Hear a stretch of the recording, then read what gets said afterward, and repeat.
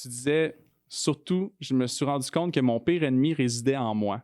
Lorsque venait le temps d'exécuter les transactions et de les suivre, je devais composer avec des enjeux psychologiques comme la peur de perdre, le besoin d'avoir raison, la recherche du contrôle, ce qui compromettait l'atteinte de mes objectifs.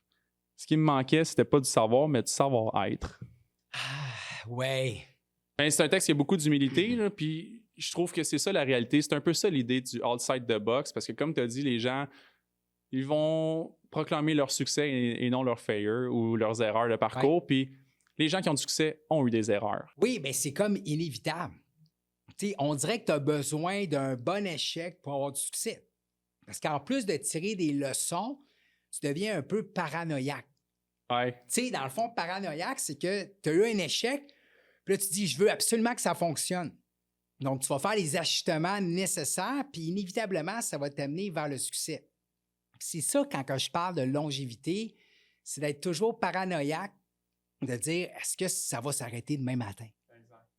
Tu sais, est-ce que les gens vont vouloir lire encore mon contenu ou m'appeler pour faire des ateliers ou des formations? Donc, ça me donne une espèce de jus ou d'essence pour continuer.